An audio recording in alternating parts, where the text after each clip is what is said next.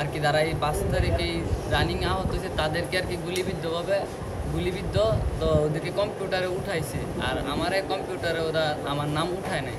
তো এই কারণে যারা আসে আয়সা বলে যে তোমার তো কম্পিউটারের নাম নাই, তুমি কি এর গুলিবিদ্ধ? তো আমার এই প্রশ্নটা করার পর আমার খারাপ লাগে যে আমি কি ওদেরকে মুখে বলতে চাই যে আমি গুলিবিদ্ধ?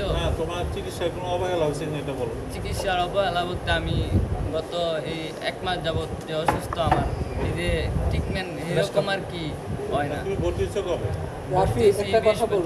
আমি বারে বারে এসে ডাক্তার এর আগে একবার তোমার অপারেশন হয়েছে প্রথমবার, ওইটা 18 তারিখ 19 তারিখ সকালে হয়েছে, এরপরে তোমাকে ডিসচার্জ দেওয়া হয়েছে না? জি 14 দিন। তুমি আবার আসছো, আরেকটা অপারেশন লাগবে, এই জন্য ভর্তি করা হয়েছে, বুঝছো? আরেকটা অপারেশন ঠিক আছে, আপনি তো এলিগেশনের কথা শুনলেন, এটা আপনি ব্যবস্থা নেবেন কিনা সেই বিষয়টা আপনার উপরে ছেড়ে দিলাম। যে আসলে আপনি যে বললেন যে মানে হয় না, হ্যাঁ, যে নেগলিজেন্সগুলো হয় না, সেই বিষয়গুলো আপনি কিভাবে হ্যান্ডেল করবেন সেই বিষয়টা আমি আপনাকে বলি। এই রুগীটা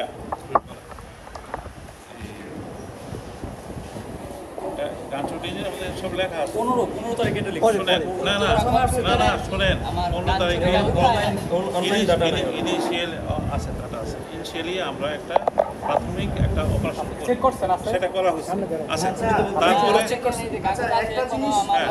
তারপরে এখন ফালাই রাখছে কেন আমি এটা জানতে চাই সবার আগে। আপনি বুঝেন না যে ফালা রাখা হয় না, কি ফালাই রাখা হয় না, আপনি কি বুঝাইতে চাইছেন? এটাকে আপনার একটা সেকেন্ড অপারেশন করতে হলে ওয়েট করতে হবে। আপনার যে ইনফ্লামেশন প্রদাহ আছে এগুলো কমলে পরে অপারেশন করতে পারে, এখন যদি অপারেশন করলে আপনার ক্ষতি হবে, এই জন্য আপনাকে কেউ ফালায় রাখে। আচ্ছা ঠিক আছে, সেই কথাগুলো কেউ বলা হয়েছে, যা আশ্বস্ত করা হয়েছে সেগুলোও বলা হয় না। শুনে আমি আপনাকে বলি স্যার, আপনার এখানে কিন্তু যে এলিগেশনগুলো আসছে সেগুলো কিন্তু আপনি একদম ডিনাই করতে পারবেন না। হ্যাঁ, আপনি যদি বলেন যে না এগুলো কিছুই হয় না, এই যে রুগী আসছে সবার মুখের কথা শুনলেন, এখন আপনি বলেন এদের বিরুদ্ধে আপনি কি করবেন? এই যে যারা ওদের নেগলিজেন্স করলো আপনার যে আন্ডারে বা আপনার আন্ডারে আপনারা যেটা করলেন সেই বিষয়ে আপনি কি স্টেপগুলো নেবেন? আমরা সব ডাক্তারদের সাথে বসবো, সেই ডাক্তারের সাথে আপনারা কবে বসবেন? এইখানে একটা আপনি বললেন সব হচ্ছে এখানে নির্দেশনা কে দেয়? হ্যাঁ, উনি এটা পরিচালনা করতেছে, আমি সেখানে ডাইরেক্টর যেখানে পরিচালনা করতেছে, কার কথা শুনবো? না এই রোগীগুলা আপনার এখানে আপনার কোনো ধরনের সব ইলজিক্যাল, আমরা যে এলিগেশনগুলো পেয়েছি সম্পূর্ণ সত্য। যে কথাগুলো বলতেছেন টোটালি সত্য কথা, ওরা আর কি ভাই একটু ধরার পর ওরা কথা বলতে চায় না, ওরা চলে যায় আর কি। ওদের কথাই রাইট, আমাদের কথা কেউ শুনতে চায় না, কথা শুনতেই চায় ওরা কথা শুনতে চায় না। আমাদের তো আমরা তো ওদের খারাপ কিছু চাই না। এই যে এই কথাটা আবার বলেন, আপনি যে অভিযোগগুলো, এই যে আমরা অভিযোগ করি তারপর ওরা কিছু আর কি শুনতে চায় না, আর যদি বেশি কথা আর কি বলতে চাই তাহলে রাগারাগি করে জিনিসটা। তো আমরা চাই না ওদেরকে রাগারাগি করতে, আমরা তো চাই না। শুনেন, আপনি তো এখনো দমন দিতেছেন। আপনি কদিন ধরে এখানে ভর্তি আছেন? আমি এই বৃহস্পতিবার স্যার আপনি কি এইরকম হ্যান্ডেল করেন সবাই? আমি কি আসছিলাম আপনাকে দেখতে? জি না, আপনার হয়তো আচ্ছা, আমি চিনি, আমি তো আর ভুল বলতে পারি না। না। স্যার আপনার বিরুদ্ধে না, আচ্ছা হয়তো আপনি আসতে পারেন, ওর যেহেতু চোখের সমস্যা। আপনাকে আমরা সবাই জিজ্ঞেস করি আপনার কোনো অসুবিধা আছে কিনা। গেছেন ওই দিক দিয়ে গেছেন, আমি বলতেছি না আমি ওই দিক কথা দিয়ে বলেন, যাদের আর কি আমরা প্রত্যেকটা রোগীকে জিজ্ঞেস করি যে আপনার কোনো সমস্যা আছে কিনা, ওষুধপত্র পাচ্ছে কিনা, চিকিৎসা ঠিকমতো হচ্ছেন কিনা, আপনার কোনো সমস্যা আছে কিনা, সবাই আমাকে বলে যে তাইলে সব আমি ঠিক খারাপ আছে। কইরা বকতেছি কেন আমার বলে? কি হয় এটা তো বুঝতে পারছেন।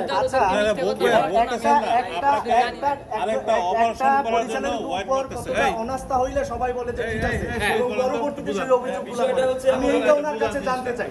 আচ্ছা, উনি এখন সবার সামনে শুনেন, এই সার্জন যে আছে তার থেকে কথা শুনেন স্যার, শুনেন, সে যেভাবে হ্যান্ডেল করতেছে, পেশেন্ট হ্যান্ডেল করতেছে, এইভাবে আসলে বিহেভিয়ার দিয়ে পেশেন্ট হ্যান্ডেল করে না।